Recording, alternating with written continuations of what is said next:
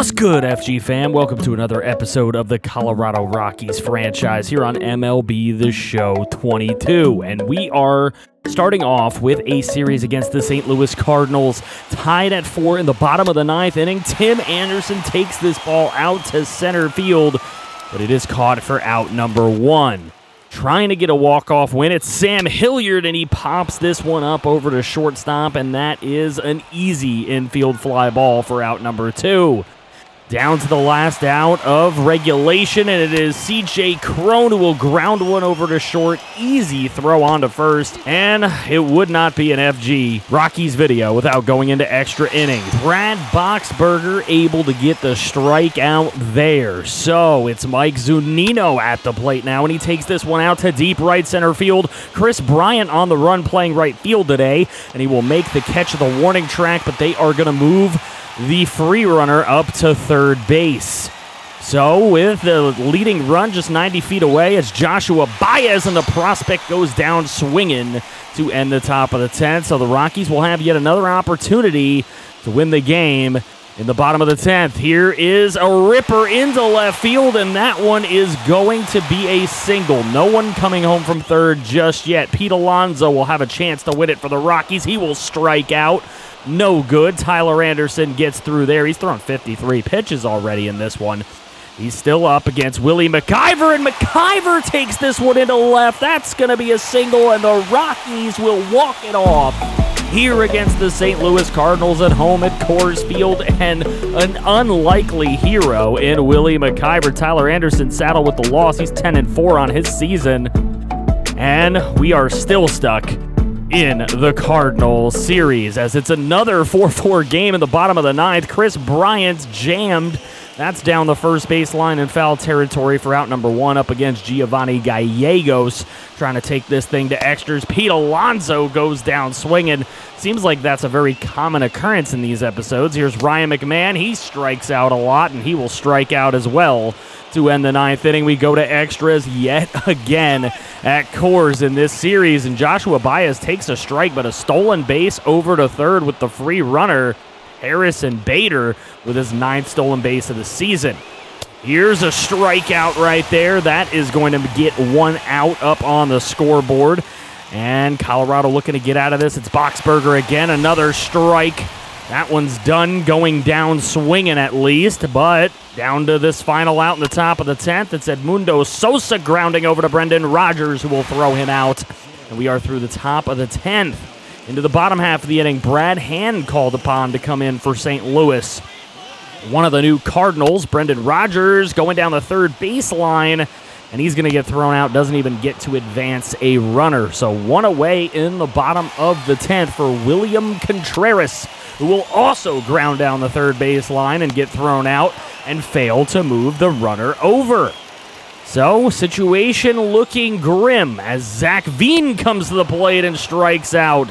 That's the 10th inning. The slider away gets him, and Boxberger will strike out Dylan Carlson in the top of the 11th to begin. With the free runner still on second, it's Nolan Arenado grounding over to Brendan Rodgers. That's out number 2, but the free runner over on third, and he's fast, so you got to watch out. Paul Goldschmidt will get struck out on the slider away. Slider away, ending the inning both times. Here's Tim Anderson at the plate. He will strike out as well. Brad Hand still in the game pitching for his second inning for St. Louis. Sam Hilliard, he goes down. They say he went around, and that is strike 3. C.J. Cron up at the plate, though, and he takes this thing into right center field. It is going all the way up to the wall, and that is going to be another Rockies walk-off hit. Zach Veen will score. C.J. Cron with the winning RBI. Everybody surrounding him, and another walk-off win in Coors Field as the Rockies take 2 in a row against the St. Louis Cardinals in extra innings. Brad Hand saddled with the loss. Brad Boxberger will get the win. A couple of nice Brads right there. Home runs for Nolan Arenado, Joshua Baez, and C.J. Cron in this game. Brendan Rodgers, however, will be out 1 to 2 weeks, so we're going to have to deal with his injury in this one. Moving on to a series in Houston, a little interleague play against the Trash Can Stros. It's 2-1 Colorado. Edwin Diaz looking to close it out. He gets the slider away right there. for out number 1 in the bottom of the 9th. Alex Bregman goes down. Here's Kyle Tucker. He's going to lift this one to center field. Sam Hilliard is out there to be able to make the play for out number 2. 1 out away from closing this one out in Houston. It's A.J. Pollock. He goes down swinging as well. And Edwin Diaz has been one of the best closers in baseball. You guys know All-Star Game is coming up. We'll see if he is the closer in the All-Star Game. His 24th save of the season. Eliezer Hernandez, player of the game and the win today. 5 innings of 4 strikeout ball. Looking at the AAA All-Star Game, you see Rigoberto Ramirez Jr. in there for the Reds. Derek Watson in there as well for our Isotopes. You'll love to see it as we have a player in there. And, of course, Ben Parker, remember, big first-round pick. He is in there for the Arizona Diamondbacks. Excuse me, this is the Futures game, not the AAA All-Star Game, but the 2023 Futures game between the NL and AL Futures. We're going to kind of zip through this because there was nobody starting for our side that we could player lock, so we're just going to go through and see how everybody does. Right now, a 4-3 game in the middle of the game for the NL Futures. Make it 6-3. James Franco Rogan also in this game. Rigoberto Ramirez Jr. is in this game. A lot of your created players have actually made the Futures game, so that's actually really fun to see. Elio Ramos with a 2-run shot is the player of the game for the NL Futures. Caleb Killian gets the win. Brady Hanna gets the loss. We move on to the Home Run Derby. And we're going to take a look here. Pete Alonso is the 6th seed in this Home Run Derby going up against Vladdy Jr. in his first round. We'll see how that goes. Gallo beats Nick Castellanos, and Brandon Lowe beats Nolan Arenado. So here, a very quick and sped-up look at Pete Alonso and his bid in this Home Run Derby. There's his first home run. There's the second. There's the third. He hit 3 in a row and a bunch over 440 already, so he will get the 30-second bonus. There's 397. Nice for his 5th. A 415 for his 6th. There's a bit of a miss. There's a cracker out to 435. That one's whacked. 439 on that next one. He's pulling a lot of these. 387. He took the timeout with his 9th home run. There's his 10th. So that's what he was able to get to. Vladdy Jr. already at 10. He just needs one more. That one doesn't get over the fence. He's probably only going to get one more pitch here. The drama as the clock strikes 0 and Vladdy hits it 433 to advance. So he barely beats our Pete Alonso, but Vladdy Jr. will continue his run in this Home Run Derby.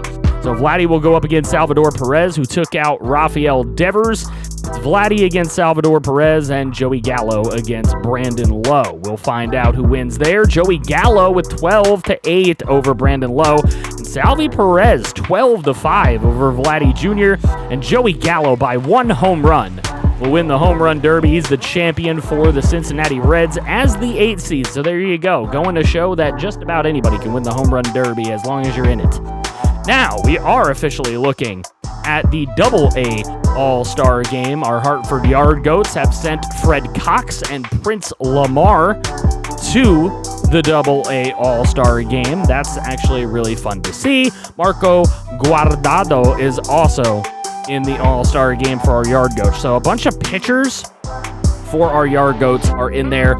Any hitters, though, that's the real thing. I don't think I actually see any of our hitters in this All-Star Game. Oh, we do have one. It is Luis Angel Acuna is in the All-Star Game for our team. Also Javier Gomes. So we have a couple of guys that will be sitting on the bench in this All-Star Game. And there you'll see Luis Angel Acuna. He actually, very nice young up-and-coming player, as well as our other players in this. So we take a look, and obviously we're going to have to go ahead and manage because none of our players are starting, so otherwise I would player lock. But hey, scoreless all the way through here. A 2-run shot against Fred Cox. That is not good. We don't like seeing that.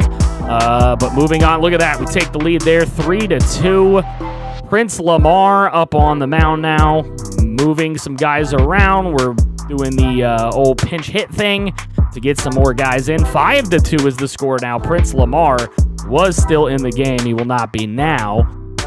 However, a 5-2 game right now. Moving on through. There you go from the Fightin' Phils. Damon Jones, Brandon Gold up there pitching. and it just remains 5-2 the rest of the time. So there you go. Big time win. We move into the MLB All-Star Game. So the AA All-Stars, our side wins. The Futures, our side wins. Can the National League win this All-Star Game? We'll take a look. Edwin Diaz is our only pitcher in the All-Star Game. And, I mean, you could have figured that. He's 4-0 with a 183 ERA and 24 saves. I mean, he's pretty incredible this year.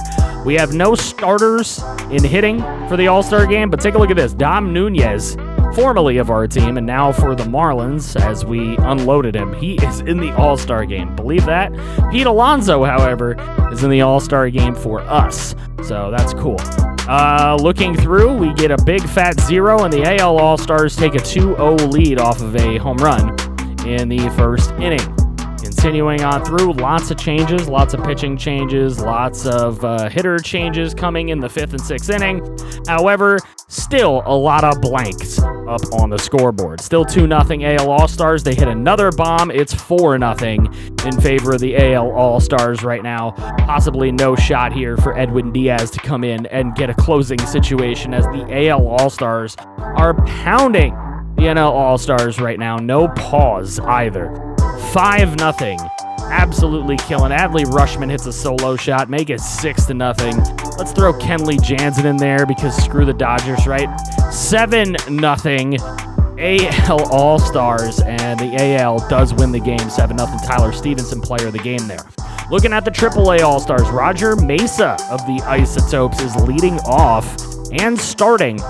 So that's actually big. And so is Colton Welker. He will be starting as well as the 8-hole hitter and the starting third baseman in the AAA All-Star Game. Brenton Doyle, the starting right fielder. So we have 3 starters in the AAA All-Star Game. We are going to player lock Roger Mason and see how he does. Here we go. Let's see if we can get a win in this All-Star Game. The pros would be the only one that we would have lost. And Mesa going to ground down the third base line and be thrown out for out number 1 in the bottom of the first, as he is the leadoff hitter. A hell of an honor. In the bottom of the third, already up 1-0. Mesa going to take this one out to right field, but it's a lazy fly ball and easily caught for out number 1 in the bottom of the third inning. So moving forward, Roger Mesa already 0 for 2 here in the bottom of the 5th inning, but the team is up 3-0, and he's going to ground down the third baseline on a 3-2 count and get thrown out at first base for the first out of the bottom of the 5th inning. So, gone and into the top of the 7th we go. Nobody on, 2 away. Roger Mesa playing left field here, and this one is hit clear over his head. Absolutely no chance of doing anything there, and that's going to be a solo shot for the East All-Stars. Brett Beatty, 11 home runs for him. And that is going to be a 3-2 game in this All-Star Game for the East All-Stars. They are just down 1 run. Can they come back? We hope that they can't. But we're going to bring in a new pitcher. So, moving on through, we are going to go ahead and manage the rest of this game. It is a 3-2 game, and does it stay that way? Can we close it out? We do. So, 3-2. A win for our side of this All-Star Game. So, the only All-Star Game that we lose in All-Star Weekend is the Major League All-Star Game, which sucks because if we happen to make the World Series, we won't be home. The Braves make a crazy trade, bringing in Jacob Stallings at 87 overall for a bunch of 60s prospects. You can tell me if you think that's fair or not, but we have the full game at home in Coors Field against the rival San Diego Padres. Antonio Senzatella up on the mound. He's 11-5 with a 3.28 ERA and a 107 whip on his season. Our Rockies are 60-37. Can they continue winning? Here's a 3-1 pitch, and this is not good from Senzatella. It is over the wall on the first batter of the ball game. Trent Grisham takes him deep right away for his 13th home run of the season, and the Rockies are already in trouble at home. And we know that when they get off to a bad start pitching, they're going to have to start hitting because the floodgates just open up for these other teams. 344 average for Hosmer, and he is going to hit this one up the middle, and that is going to score another run for the San Diego Padres. They go up 2-0 already in the first inning. Now, there's 2 guys out, but there's still 1 on. They can still do damage. In the bottom of the third, it's C.J. Cron up at the plate, and if he can get this score in half, does it go over the fence? No, it hits the wall. He's going to get to second, and he's actually going to round second and go to third. C.J. Cron with a very rare triple. He's not a very fast player, but he puts himself on third base. and maybe creates a little trouble here for the Padres. Zach Veen up at the plate. He's going to hit this one out to right field. It is caught. Crone's going to try to tag and score. The throw to the plate is not in time, so the Colorado Rockies do cut the lead in half 2-1 in the bottom of the third inning. Yu Darvish having a rough start himself. Eric Hosmer up at the plate. He's 1 for 1 already. He hits this one deep over Chris Bryant's head, and it is going to land and go all the way up to the wall. That's going to be a double. Does he try for 3? He does. He's going. Come on, hurry up and relay. No, not in time. So a 2-1 score for the Padres, and Eric Hosmer hits a big triple. Here's Garrett Cooper at the plate, and he's going to line one into left. Chris Bryant going to throw that one into second. Chris Bryant couldn't make the play. It's 3-1. Jake Cronenworth up the plate here in the top of the fifth, and he hits this one deep. This one could go over the fence. J.D. Martinez playing center today, and he can't get there to even make an attempt at bringing that one back. That is a bomb for Jake Cronenworth, his 14th of the year, traveling 426 feet. So Cronenworth extends the Padre lead, and it is a 4-1 lead here at Coors Field. Losing to a rival is not what we want to see, but Taylor Rogers coming into the ball game now. 24-28 on his save opportunities on the year. Pretty even against righties and lefties as far as opponent's average is concerned. William Contreras with a chance here, and he hits this thing out to left center field. That one is going to go all the way and hit the warning track and bounce over for a ground rule double. 16th of the year for him. Here's Garrett Hampson. He hits this one into center field. Contreras is going to hold at third. 2 on, 1 away. Tying run at the plate is J.D. Martinez, and he slams this thing out to center field. However, it is just way too high. Here and attempting on the tag. Come in home. Not going to get tagged out is William Contreras, and he will score. And the lead is now 4-2 for the Padres, but they are trying to close this thing out. And they have had enough of Rogers. They're bringing in Evan Marshall, a 3.41 ERA on his season. Don't know why you would take out your closer. He can still close the game in this situation. It's only 4-2, but clearly the Padres a little afraid of Pete Alonso up at the plate, as he could tie this game with one swing of the bat, but he doesn't. It's down third base, and there's the throw out. And that one is going to be done. 4-2. San Diego Padres come in and get the win against us. Our rivals, Trent Grisham with that leadoff home run, really set the tone. We were able to get 2 in the first inning off of Senzatello, who's been one of our better pitchers on the year. He's still got a 3.37 ERA despite giving up 4 runs in this game. But now the really bad news. Pete Alonso is going to be out for 1 to 2 months.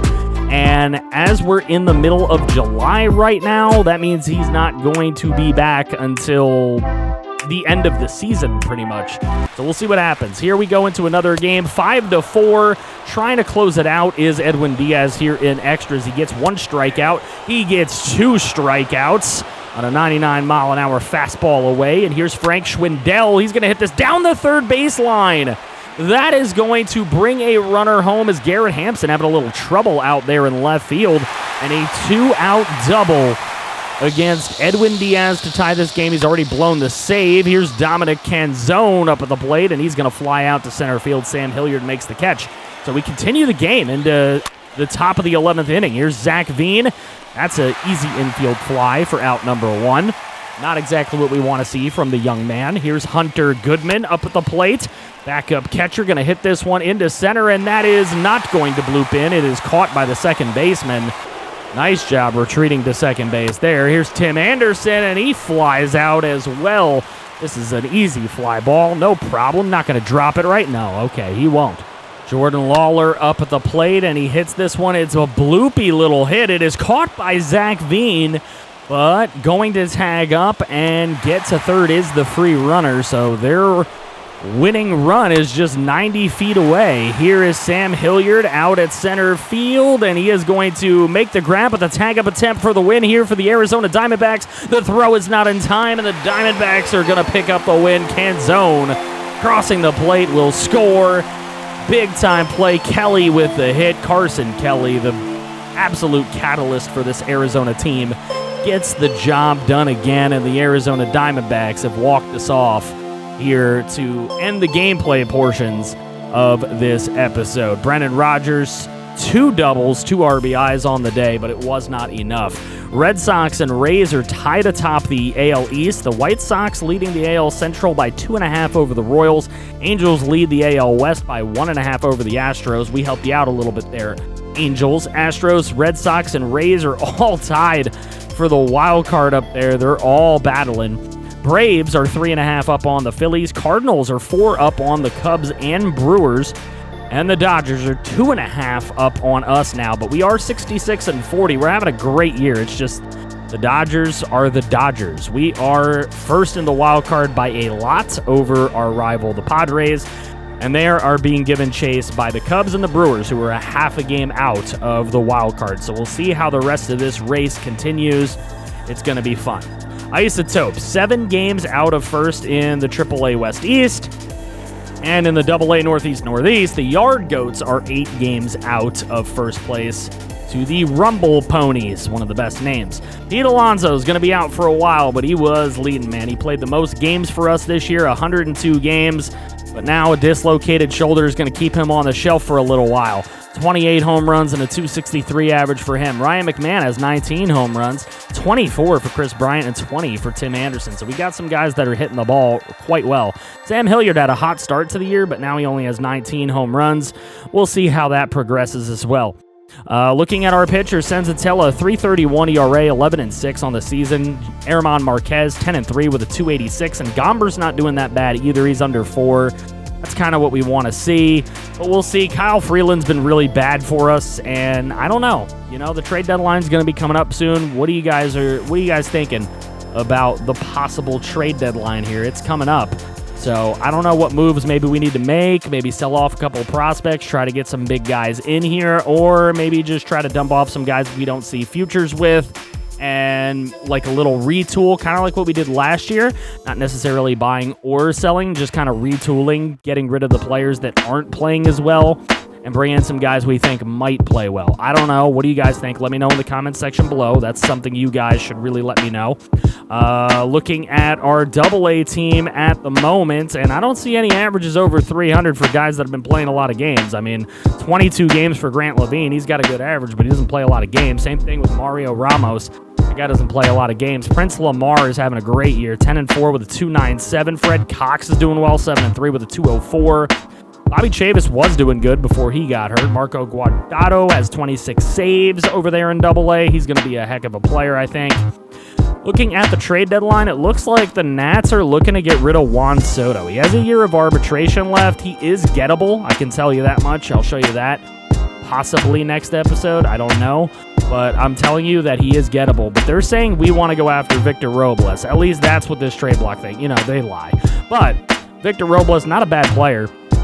I just don't know what we really need to be going after. We probably do need Juan Soto the most of anybody on there. It is feasible. I just know that I'm going to get a lot of shit if I get him, because I got enough shit in the Marlins franchise last year for picking up Mike Trout. So I don't know if I'm really looking to do that right now, but we'll see. I'm not really trying to kill the views on this channel. Not that I really care too much, really. As long as people are enjoying it, I want to keep doing it. But Juan Soto's available. I mean, it's a possibility. I'm not saying I'm going to do it, but he's there. And, you know, affordable right now for us. He has a year of arbitration left. We'll see. Brian Reynolds is another guy maybe we can go after. The guy's a 300 hitter. Looks like the Pirates are looking to unload him. I don't know why they would necessarily, but that's what the game has them doing. Austin Meadows as well. I mean, Brian Reynolds, look, Pirates don't want anything we have. Look, I'm trying. The Pirates don't want anything we have. But if we look at Juan Soto, they will take Boone Ramo, Garrett Hampson, and Sam Hilliard and give us Juan Soto. It's possible. I don't know that we should do that, but that's giving up a lot of starters. If I go for just prospects, they'll take Brenton Doyle, who's playing well, but he's a C potential. Anthony Volpe, who we traded for ourselves. He's not a homegrown guy. And Boone Ramo, who is a guy that, you know, we like. But I mean, it's possible, you know, another trade offer. Edwin Diaz, I'm not giving them Edwin Diaz. He's playing too well. Zach Veen, I don't want to give up. I still want to home grow him. It's just like, man, if we're going for the win here, Soto's a good thing. But then again, it's like, do we really want to win right away? I don't know. You guys let me know in the comments section below. Thank you guys so much to the channel members, Cascray Gaming, Rigoberto Ramirez, Raider Bear Comics, Christian Horn, Derek Vance, TNJ, Vita Productions, and a special shout out to the franchise quarterback, DClink24. Check out links in the description to the Discord and the Twitch. Come hang out with us. I love you guys. Take care. I feel you back somehow.